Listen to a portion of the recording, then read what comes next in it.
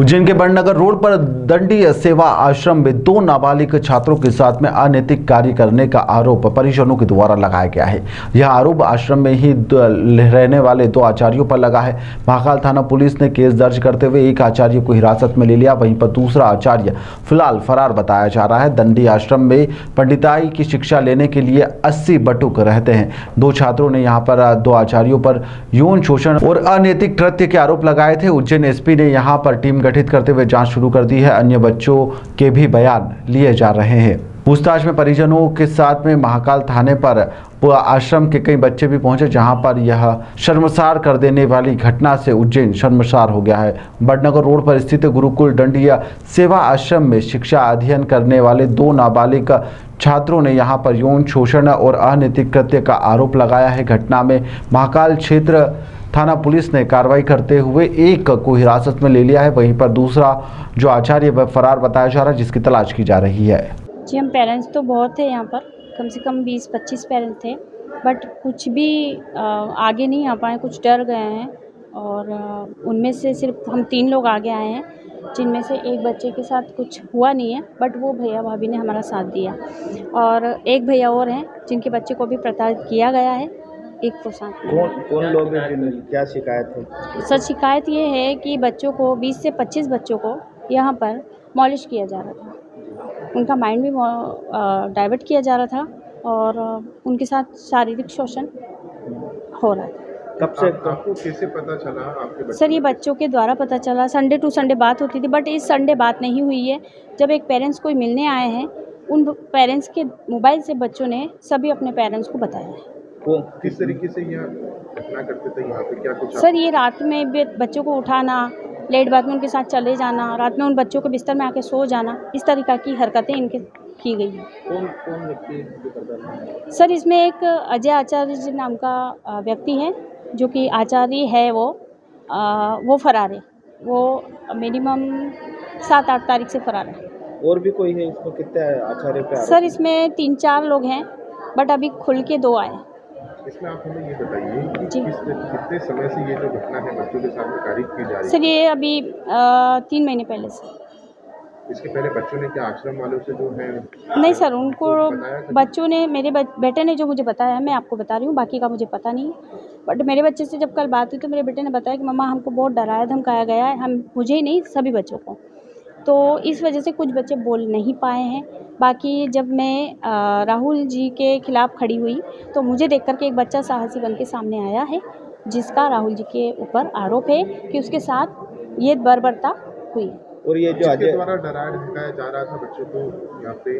Sir, वही जो लोग उनको पढ़ा रहे थे उसमें सभी शामिल हैं, ऊपर से नीचे तक पूरा सिस्टम। मतलब इस गुरुकुल के सभी शामिल? जी, बस। प्रभु जी, ये क्या है इसके पीछे तो कई, इस वजह से अब मतलब कोई बच्चे घर जाना आना है और अपन उनको नहीं भेजते हैं तो व्यवस्था गड़बड़। रामायण जी पढ़ने के लिए जगाते हैं, कोई तो उनकी इच्छा नहीं है तो भी गड़बड़। सेवा भाव जैसा कामकाज होता है, ये भी उनकी मर्जी के ऊपर रहता है।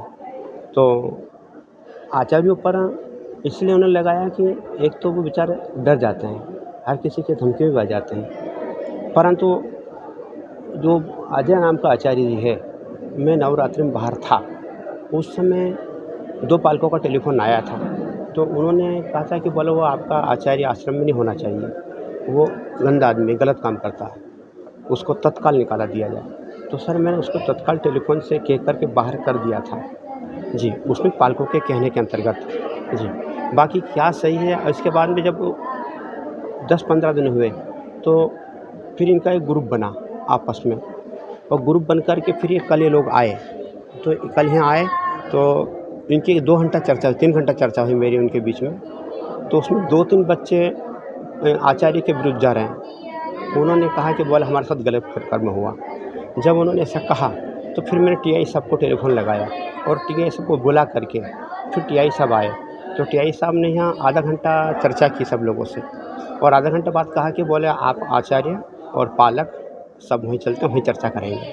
और फिर आचार्य टीआई साहब के साथ में वो लोग चले गए, आचार्य लोग भी चले गए, राहुल भी और पालक भी और टीआई साहब। एक और आचार्य है, क्या नाम है उनका? अजय ठाकुर। अच्छा, हाँ, तो वो नवरात्रि में चले गए यहाँ से। दो लोगों पे आरोप लगाए। हाँ, उसने क्या कि पालकों ने टेलीफोन मेरे पास आया कि तुम्हारा आचार्य खराब है, तो जैसे वो आचार्य मैंने उन्होंने कहा उनको तत्काल बाहर कर दिया। यहाँ पे सीसीटीवी कैमरे भी लगे हैं और सामूहिक बच्चे सोते हैं। हाँ, सीसीटीवी कैमरे लगे हैं। इसके बाद पूरे बच्चे हॉल में रहते हैं, कमरों में कोई नहीं सोते, कमरों में केवल उनका सामान रखा रहता है। क्या मानते हैं इस आरोपों को आप? प्रभु जी, अब मैं क्या कहूँ इस आरोप के बारे में, वो तो रिपोर्ट है जो सरकार का हैगा, मेडिकल का हैगा, वही है। अब मैं बच्चों के बारे में भी कुछ नहीं कह सकता और आचार्य के बारे में कुछ नहीं कह सकता। आपका पूरा नाम? गजानंद सरस्वती। उज्जैन महाकाल थाना के अंतर्गत एक दांडी आश्रम है जो बड़नगर रोड पे स्थित है। वहाँ के बच्चे 2 रात में महाकाल थाने पे आए थे। उनने अपने यौन शोषण का बताया था। उस पे पुलिस के द्वारा तत्काल कार्रवाई की गई, तो अपराध पंजीबद्ध किया गया और जिन 2 आचार्यों का उन्होंने बताया था उसमें से एक आचार्य को महाकाल पुलिस द्वारा हिरासत में लिया गया है।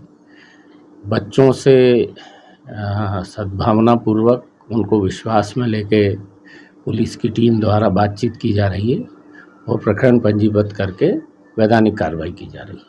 सर, इसमें क्या अन्य बच्चे जो वहाँ पढ़ते हैं उनके साथ भी कुछ इस तरह की घटनाक्रम हुआ है? देखिए, अभी तो 2 या 3 बच्चों के द्वारा बताया गया है, लेकिन हमारी जो टीम है उनको वरिष्ठ अधिकारियों ने निर्देश दिए हैं कि सिवीज में जाके बच्चों को विश्वास में लेके अगर और भी किसी बच्चे के साथ ऐसा यौन शोषण हुआ है तो उनसे पूछताछ की जा रही है। सर, क्या इनको मारा पीटा भी है क्या? अभी ऐसी कोई बात प्रकाश में नहीं आई है कि इनके साथ कोई मारपीट की गई है। यौन शोषण की बात आई है, उसी को लेकर अपराध की विवेचना की जा रही है।